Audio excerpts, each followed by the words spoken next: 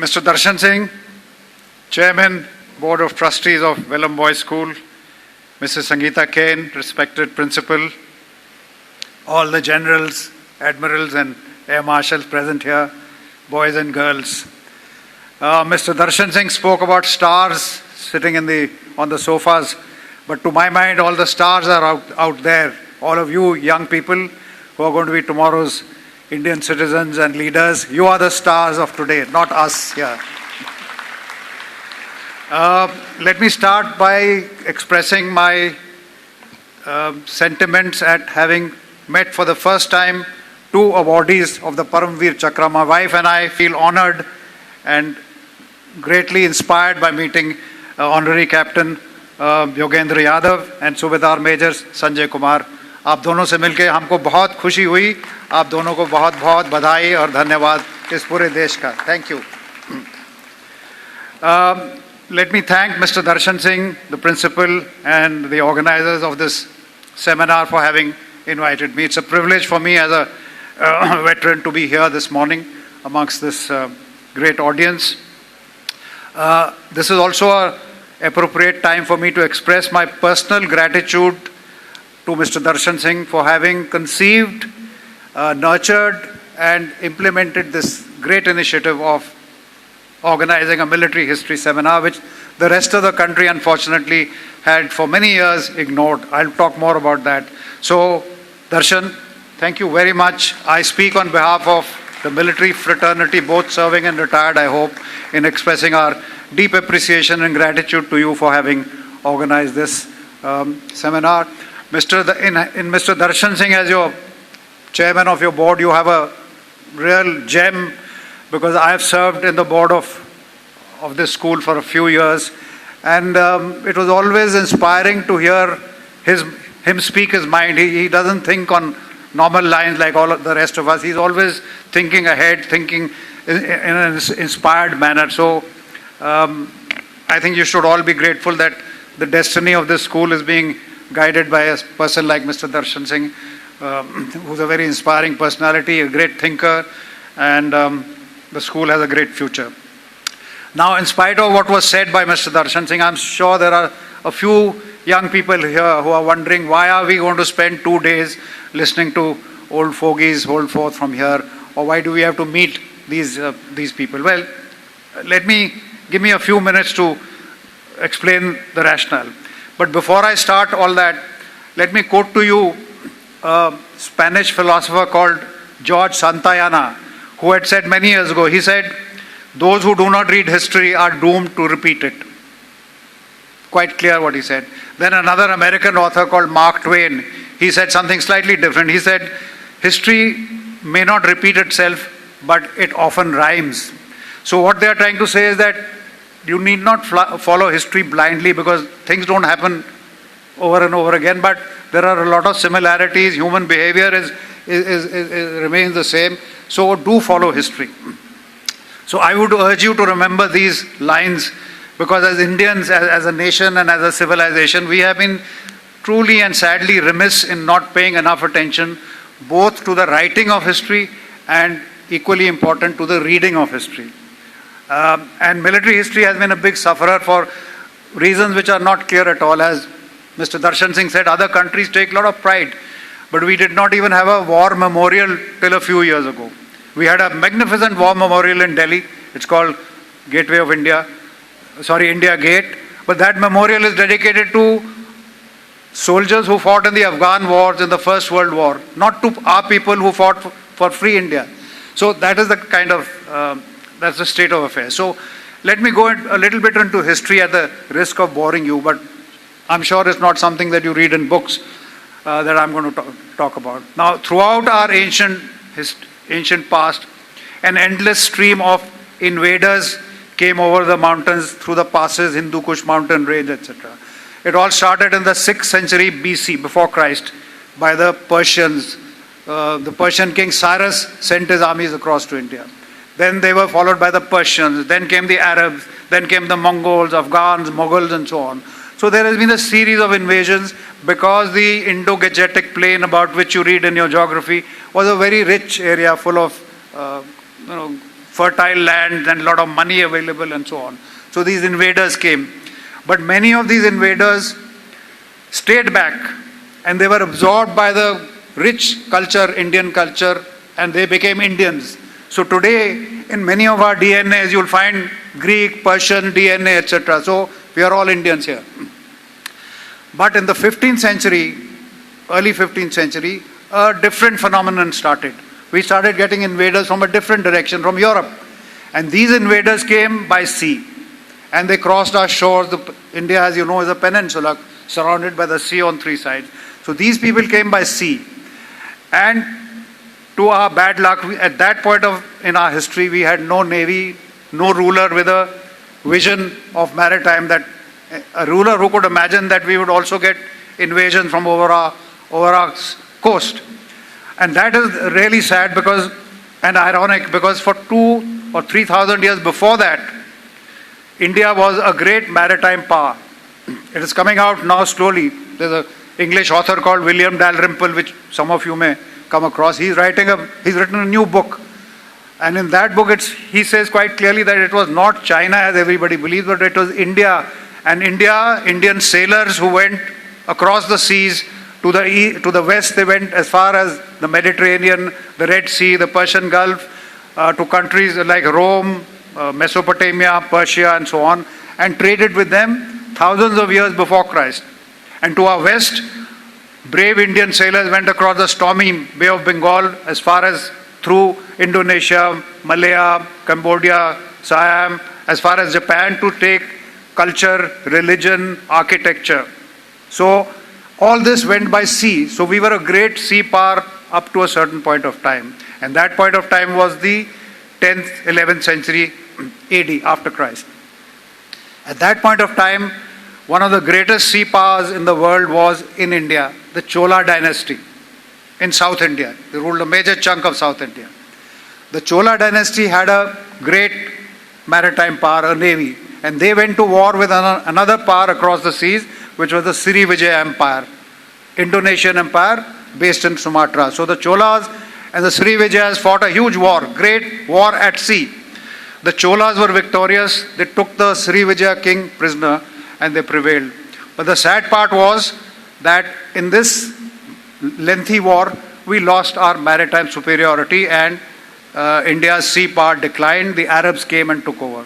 Why I am telling you all this is that it is now emerging. Now we believe that we are a maritime power. Till quite recently, we suffered from what the Navy calls sea blindness. Again, part of our history, part of our military history, we forgot that we were a great maritime power once.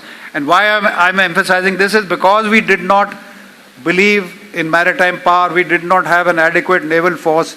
It was through the seas that the Europeans came, they colonized us, they exploited us, they took away our riches, and for the next 400 years, we became colonies, subjects of European powers. Why? Because we did not have sea power or maritime power, and we were sea blind. Of course, there were a few bright spots. There were a few Indians who were inspired.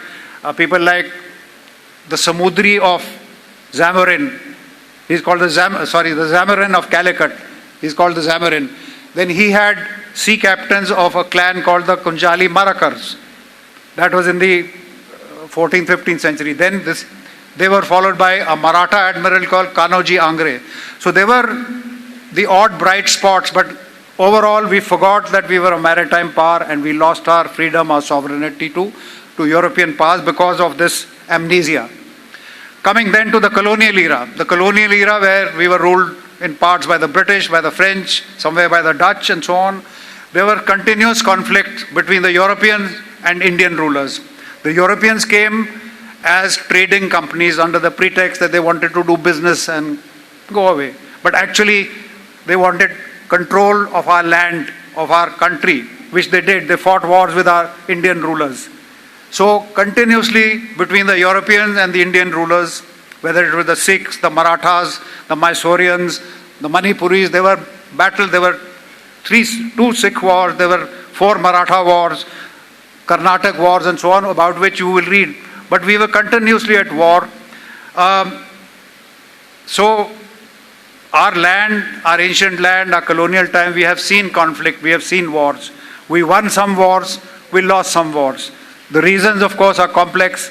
One is, of course, technologically we were backwards, and that is something that your generation is going to fix, that we will now be technologically equal or ahead of the rest of the world. We were not united. Our rulers did not get together and fight a common enemy. They fought separately. Sometimes they lost. And of course, from the leadership angle, also there was a void, and therefore we lost most of the conflicts that took place.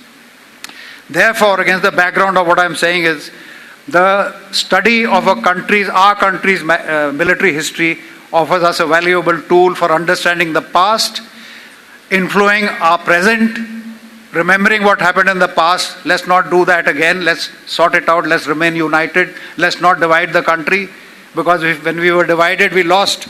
So let's not make the same mistake, and let us shape our future so that we don't repeat the past. So let me give you 2-3 reasons why military history should be interesting and should be of concern to you. One, by studying historical conflicts, military leaders, that is people like us who served in uniform, can pinpoint the mistakes that were made earlier and avoid repeating them. By analyzing past trends in warfare, we can help predict potential future.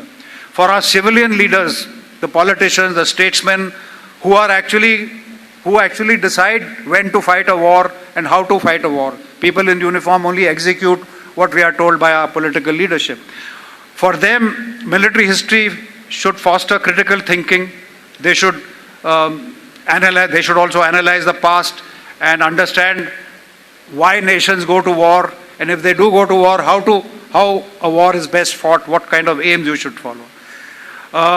For the public at large, as Mr. Darshan Singh pointed out, the man on the street today may or may not know what his Army, Navy and Air Force have done in the past or what they are doing today. So it is important for the common man also to know about the threats, the challenges that the country faces. Who are the people who are guarding his safety, the man on the street? He can sleep safely tonight because there is a Jawan in Siachen guarding him, or there's a sailor at sea or an airman flying above him.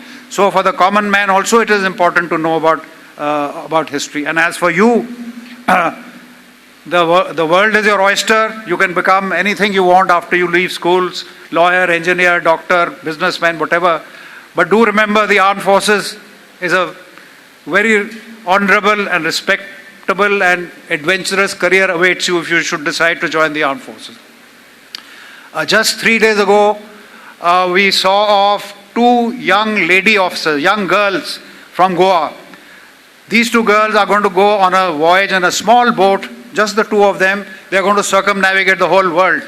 It will take them 7-8 months. They will face huge challenges. It's a tremendous adventure. How many young people can hope to do something like this? So people who join the armed forces can do anything: fly, sail, mountaineer. The whole world is before you. So do listen out, do meet the veterans here, and decide what you want to do in the future. Okay, now one of the things is that we look at military history, as I said, to learn lessons. But to learn lessons, we must have the humility and the moral courage to face up to the mistakes that we made. We must take pride in our victories and in our achievements. At the same time, we must have the moral courage to face the mistakes we made. In Kargil, we achieved a lot. I will come to that. But there were also mistakes made which we must learn and make sure we don't do those things again. You will hear from the people who actually planned and took part in this operation. Coming back a bit to history, I must tell you that when we compare ourselves to other countries, we need to really introspect. For example, Greece is supposed to be the cradle of civilization, but so is India. Let's not forget that. But Greece had a historian called Herodotus. Herodotus goes back to the 6th century BC when he started writing history. And some of his writings have still survived. Pieces of papyrus are available in museums. So Herodotus started writing Greek history in the 6th century before Christ. Then there was another general called Thucydides. He was also a Greek general. He fought a war called the Peloponnesian War, 7-year-long war. While he was fighting the war, he was also writing history. And he's produced a history of the Peloponnesian Wars, which was written by a fighting general while participating in combat. I'm just giving you these examples that similarly, most countries and most civilizations have produced historians who've written accounts of their combat and their so on. Unfortunately, we have not had too many such people. Coming to closer to the present era, apart from whatever happened in the past history and in colonial eras, our soldiers fought in both the great wars of the 20th century. In the First World War, 1.3 million Indian soldiers fought in the war. They fought in Mesopotamia, they fought in Africa, they fought in France, and out of them about 80,000 people died. Soldiers died on the battlefields of Europe, Africa, everywhere. In World War II, 2.5 million Indian soldiers fought in World War II. Similarly, about 1 lakh of them died on the battlefield. They fought in famous battles like Monte Cassino, Kasserine Pass, Tobruk, El Alamein. I mean, their blood is shed in various continents. But again, we forgot about them. They were our kith and kin, our people from our villages who went and fought. Of course, they fought for the British, but still they fought with bravery, with courage. Many of them were awarded Victoria Crosses, like our two Param Vir Chakras here. They were awarded, but again we failed to recognize, acknowledge our own kith and kin fighting, shedding blood, etc. Since independence, we have fought 5 major wars. In 1962, we were attacked by the Chinese. We fought back to the best of our ability. Our soldiers fought. They were short of arms, ammunition. They were not provided with warm clothes to wear in the snowy mountains, and yet they fought. They fought to the best of their ability. They died there and left their bodies there. They fought for the country. 1965, we were attacked by Pakistan in the hope of capturing Kashmir. They made a secret plan to take over Kashmir by stealth. Again, our 3 services fought back, pushed them back, crossed the international border. We nearly captured Lahore. Again, blood was shed. Then, of course, 1971, where the Indian Armed Forces liberated the eastern part of Pakistan, which was being subjected to extreme butchery and torture. Our armed forces created a new country, Bangladesh, and then honorably withdrew from that country, which never happened before. Then, of course, we've had cross-border terrorism all along, and then came Kargil in 1999, Galwan in 2020. So we have seen our armed forces have been engaged almost continuously in some form of combat or the other, and this is unique. So the question arises, have we studied our wars enough? Have we learned from our mistakes? Have we learned from the things we did right and the things we didn't do quite right? The only answer is that generals, politicians must learn from past lessons, but also the citizen must learn. The citizen is a taxpayer. The Army, Navy, Air Force is sustained and maintained and armed and equipped with the money paid by the taxpayer. So every citizen has a right to look into how the armed forces are performing, praise our victories and our things that we do right, but when we go wrong, it is the taxpayer's right to know. And anybody who says that it is secret and you don't need to know is not quite right. So as young citizens, you must remember that the armed forces are a citizen's army. We are a citizen army paid and funded by you. Today, young ladies and gentlemen, we are gathered here to discuss the Kargil War, and as pointed out to you, we have people who have actually participated in it, shed blood in it. There are people who planned it, supervised it, oversaw what happened in Kargil. Kargil was unique for a number of reasons. One, we were taken by surprise. We've been taken by surprise earlier too, but this was a very treacherous and stealthy operation by our neighbor. We did not expect it to happen. Number two, this war was fought at an extremely high altitude. I don't think rarely has a combat or a war been fought at such high altitudes. And rarely have artillery and aircraft been employed to undertake operations at those heights, and our people who fought there were really unique. We were fighting a war uphill. The enemy had occupied positions on slopes. Our soldiers were asked to recover those slopes from down below to up. That is one of the most difficult and dangerous operations of war, is to attack uphill. They say you need to have superiority of 9-10 times. Our soldiers often went, then they were same as the enemy. They shed blood, they died on the slope, but they recaptured. So this is a unique operation, and you are fortunate to have an opportunity to learn all about it. I've spoken enough, I think. Before I close, let me close with mention of two wars which are currently happening in different parts of the world. You have the war in Europe, where Russia and Ukraine have been fighting for almost 2 years. Then we have a war in the Middle East, where Israel is attacking Palestine. Now all our attention is focused on the technologies being used. Everybody is talking about drones and robotic platforms and long-range missile, hypersonic missile, space technology and surveillance and so on. But please do remember that technology keeps changing with time, from bows and arrows to stirrups to gunpowder to missiles. Technology has been changing, and it does have an impact on warfare. But history, as I quoted to you earlier what the philosopher said, history often tends to repeat itself in many ways. As far as the European war is concerned, just remember that this is not the first time that Russia is involved in a war. Russia has been attacked twice in history. Its very existence was threatened in the 18th century by Napoleon. Napoleon's grand army went to capture Moscow, but they were beaten back. In the 20th century, Hitler attacked Russia in the hope of bringing it down. Once again, Hitler's Wehrmacht was pushed back. Both these armies were destroyed by Russia. So just bear that in mind. I'm not predicting the future. As far as the Middle East is concerned, during World War II, Hitler, who was a dictator and a fascist, he decided that he would solve what he called the Jewish problem by capturing all the Jews, putting them in concentration camps and trying to wipe them out. He killed 6.5 million Jews, Hitler did. Today we see it is Israel, the Jewish homeland, which is attacking the Palestinians and trying to find a solution for their homeland. Again, difficult to predict what's going to happen, but there again we have a historical precedent. What the future will do is not for us to predict. So, young ladies and gentlemen, let me conclude.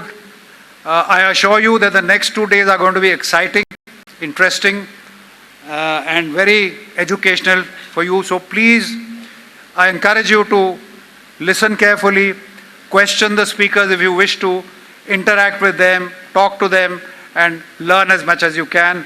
This is a most valuable opportunity, and I hope you make the most of it. So thank you for your attention. Have a very enjoyable and educative next 2 days. Thank you. Jai Hind. For more such videos, subscribe to the NewsX YouTube channel, hit the bell icon.